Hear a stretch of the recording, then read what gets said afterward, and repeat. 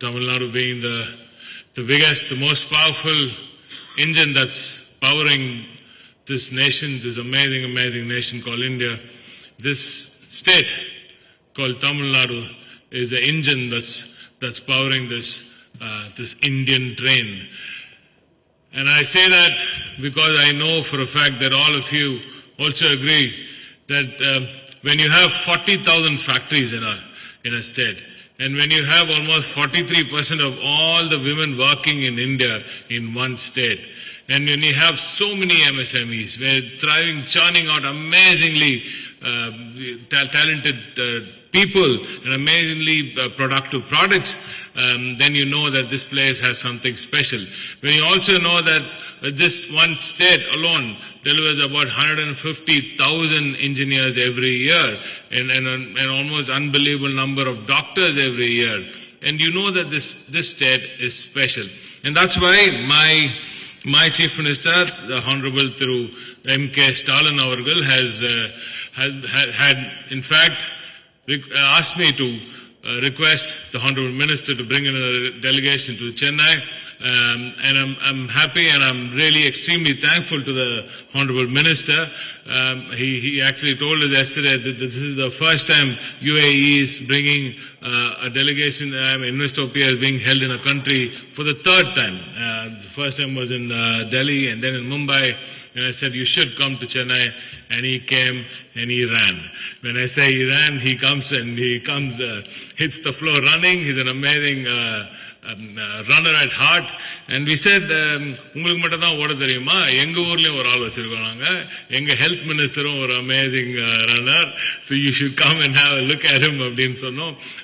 So I'm just telling them how I bought the health minister to do. So this morning, last night he said we should go running, and I asked him which part of me looks like I go running. So I said, no, we have this one special one who's apt for you, and he'll throw a challenge. He's 65 and he's done 155 marathons around the world. So yeah, I think that's more your range. So I requested our health minister to come and join us today, and he did this morning. So I woke up pretty early. In fact, I didn't sleep last night, so because I've just come back from the US, so I've got a bit of jet lag, so that helped. So I could go and meet them in the morning. He ran about a good 8 kilometers. 6? Okay, he's sad about 6. So he was okay with 8. He in fact did a 16 kilometers sometime back, he told me. So that's why I said, when you do that, and of course any runner would need a good pair of running shoes, and I'm sure he'll be also interested to know that Tamil Nadu has the best footwear industry in India. We manufacture some of the best footwear, and Paul there says that we already have a pair manufactured right here for the Honorable Minister ready later. So, as I said, this state here produces anything and everything that you see on a HSN list. When you see anything on an export list, that's how talented this state is. And when this kind of talent means the global power of the UAE, and their investment prowess, then their outcome will surely be amazing. Nandini ma'am here, actually when she was speaking, she said that the India-UAE trade started from the south. What she didn't say is that it started way back about 1,800 years back. Even then, we still have one papyrus. I think it's somewhere in the Middle East somewhere, or probably in Europe. There's a papyrus which is from Musiripatnam. It's about a document about trade between Musiripatnam, which is like 10 all south of Tamil Nadu, and now Kerala, whatever. Everything was Tamil Nadu before, and now that we were Tamils and the entire South Indians were trading with the Muslim world, and they were trading with spices. We were getting gold, we were giving pepper and cardamom and whatnot, and that trade was 1,800 years old, and we still have proof of that. And yesterday I was even telling the minister that we still have a language, it's called Arvi. It's Arbi and Tamil together, and it's still surviving in some parts of Tamil Nadu. It's a language which makes the Arabic and Tamil together, and it was spoken for the longest time. So this this partnership that we have with the UAE and the Middle East and Tamil Nadu is not something which is just grown recently. I must say, I'll quickly summarize with what Tamil Nadu can do. I must say we can do everything that you want us to do. That's the kind of talent that Tamil Nadu has. That's the kind of manufacturing prowess that we have. We've been manufacturing for almost a century now, and we're really, really good at it. We're so good that some of the Japanese send their people here to check how we do. We hit parts per billion and not just parts per million. So we have amazing standards here in Tamil Nadu, and we want to share our talents with you, Minister. So when it comes to R&D, when it comes to logistics and distribution, when it comes to electronics, which is unbelievably great. We've done about 30% of India's exports this year. 30%, can you believe that? We did 10 billion last year, and I'm sure this year we're going to hit 12 billion plus of exports in electronics. So that's the kind of prowess that we have. And when a partnership with the UAE is established, I'm sure we're going to scale greater heights. I do see specific, I'll just finish by saying what the specifics that I am personally interested in.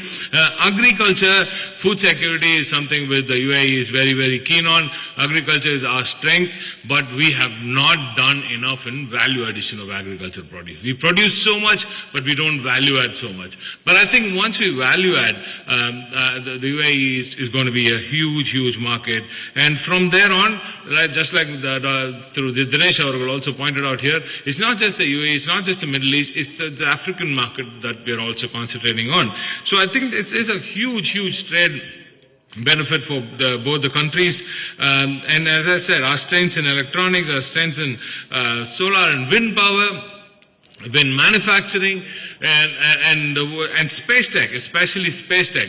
We have so many new startups coming up. We have so many incubators, so many accelerators being started. In fact, one of my good friends is here, and he's going to start one accelerator on the 31st of July. If I'm not wrong, it's called Vanam. It's going to be a space tech accelerator. So there's so much happening in Tamil Nadu, and these are things that can only go forward when this kind of a relationship doesn't stop with an MOU, right?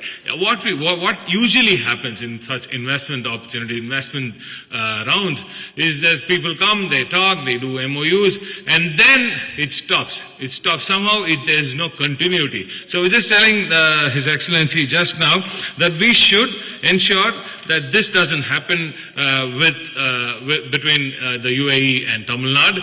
What I suggested is that we have a working group, follow up on this whole thing, listen to all of you today, get what you're talking about, see what is coming out of this, and then take this to a working group which has the CII, which has Investopia in it, the ministry in it, and our ministry here in Tamil Nadu also in it, guidance could be part of it. So we could do a whole bunch better if we follow up with a working group, and I think the Honorable Minister, His Excellency, will agree on that, especially on the space tech side and several emerging sectors, including quantum computing, which I don't see many of you talking about today. I don't know why, but that is something which the state of Tamil Nadu is also extremely keen on. We are extremely keen on anything that comes under the R&D umbrella, because we do want to go the knowledge capital way. This state is the talent capital, this state is the automotive capital, this state is the EV capital, this state is the textile capital,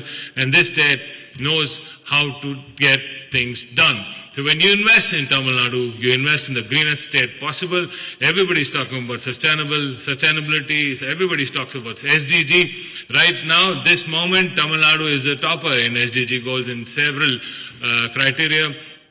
And we are toppers in almost all decisive parameters that are needed for the betterment of investments in any place. So this state welcomes you with open arms, His Excellency and Your Excellency, and ma'am, you too. And we welcome with open arms all the investors who have gathered here. And I'm sure this is going to be an amazing event. And I'm looking forward to amazing outcomes from this event. And as I said, under the leadership of our Honorable Chief Minister through M.K. Stalin Avargal, we will make sure that there is outcome from every single meeting that happens today. And I'm extremely thankful to my beloved friend, His Excellency, the Minister, for having taken time and kept his promise. And I've also assured him that when he has his round in January next year, that's what he said, in the UAE, I promise that we will come there, and by then we should have some concrete outcomes from this event right here. So, Nandri, Vanakkam.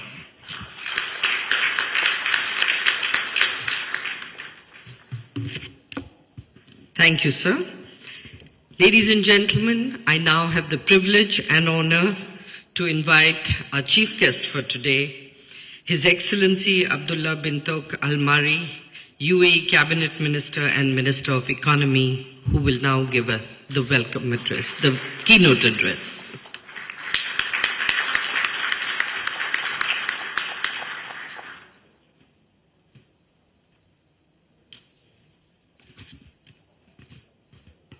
Your Excellencies, distinguished guests, ladies and gentlemen, very well, good morning to everyone. It's a pleasure to address such an esteemed crowd, Marathis, Indian officials, industry leaders, and I'd like to start my remarks by thanking our partners of this edition of Investopia Global, His Excellency Dr. T.R.B. Raja, the Honorable Minister of Industry, the Government of Tamil Nadu, and the CII Confederation of Indian Industry. I also would like to welcome with us Her Excellency Ali Al Mazrui. Yes, it's her first delegation visits, and it's her first visits to India, but her first official speech on stage as well.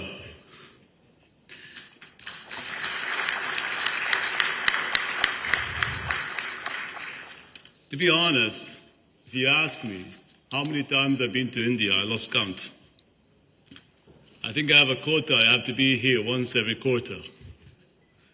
I try to match that quota, my KPI. I'm always here in India, everywhere I come.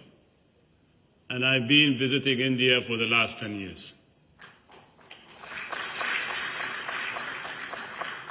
I visit India on a personal level, as friendship, and I visit India as well as a professional level, as my ministry, as a Minister of Economy. I've done so much up north in Delhi and Mumbai, but this time, with His Honorable Minister back in Davos, it was a time to change the plan and go south. Like he said, Tamil Nadu can make it and can do it. Here we are today, making sure that this relationship exists and happens as well. 7 months ago, we said, let's do something in Chennai and let's make a conference and bring people together. Here we are, 7 months later, things happen. Last night, I said I want to go for a run. Next morning, there is a huge, lavish, great run happening this morning. We all missed it. But we managed to run through the health walk that was created by the Minister of Health and the Tamil Nadu government. An interesting project, an interesting initiative to get the Tamil Nadu people to walk and to run in the morning. And engaging with the people, I always say we are locked up in conferences or being in meetings, but being down on the ground and seeing the city and seeing the infrastructure and meeting the people, this is something that we'll always remember all our lives. UAE has made a name for itself, strategic partner of India, offering many services, a range of them, including logistics, finance, technology. We are India's third largest trading partner and among the top 4 investors in your country in terms of foreign direct investments. The people-to-people ties is between the UAE and India are another important aspects of our relationship. The Indian community understands the UAE. The UAE community understands the Indian community. We have significant contribution in our development in our country. We are proud to have a strong presence of Indian businesses in the UAE. And the UAE has committed providing conducive environment for Indian businesses to thrive, and we are taking these several to more measures as well, increasing and enhancing the business climate, introducing and including incentives for FDI and foreign direct investment, streamlining regulatory frameworks. We've been changing our laws in the last couple of years 40 laws has changed in the last 4 years in the UAE. One, the most important one was the 100% foreign direct investment, 100% foreign ownership of companies in mainland in the UAE. The golden visas, where few of you have it, which are attracting talent as well. We understood, second day in the ministry, for any economy to thrive is to actually to have talent. You cannot have a beautiful strategy or a business model to operate without having the right talent to operate with that. I know the Honourable Minister understands this. He has his own program for talent as well, and building the talent here in Tamil Nadu. There's a lot of similarity between the UAE and Tamil Nadu, and I think this is something as well to thrive on, because we understand that the economy to thrive and to go in the industry to move forward, talent is important to focus on. We took a huge leap. 2022 was a big year for UAE and India. Myself and Honourable Minister Piyush Goyal, my brother, signed the Comprehensive Economic Partnership Agreement on the 18th of February. It came into force on the 1st of May 2022. 2 years down the line, 15% growth between trade between UAE and India.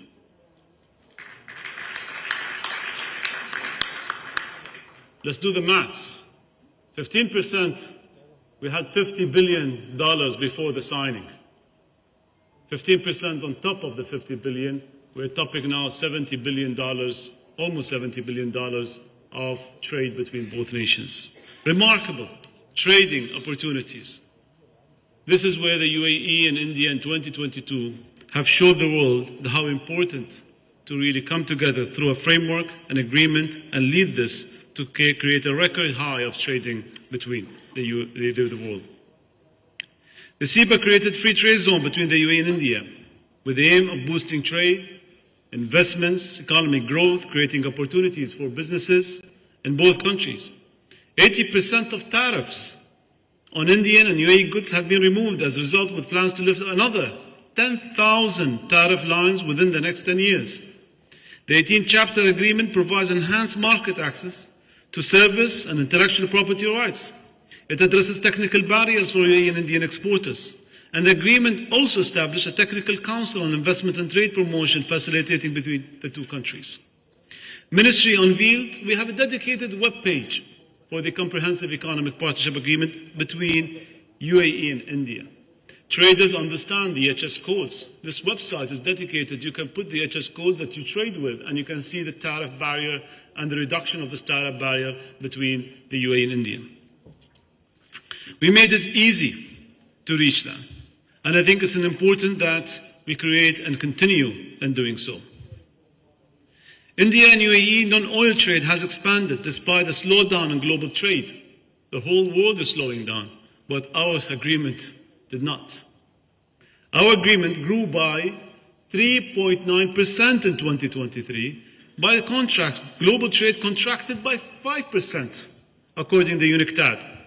Our trade with India now accounts for 7.6% of total trade, which hits a record high of $953 billion last year only.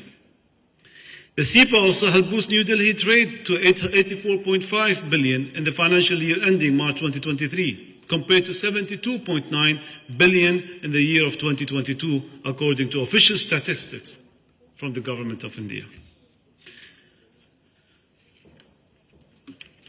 Earlier this year, during a visit to the UAE, President His Highness Sheikh Mohammed bin Zayed Al Nahyan signed an agreement with the Prime Minister, Honourable Prime Minister Modi, on the India-Middle East-Europe corridor, a trade route that aims to link not just trading through containers, but creating an infrastructure as well, building a bridge between India, Middle East corridor to Europe. It is the first as well trade route that will connect India across as well. The first inter-ministerial delegation from India held meetings on the subject last May under the Intergovernmental Framework Agreement between the two countries. Ladies and gentlemen, allow me to dwell a little bit on the UAE economic outlook.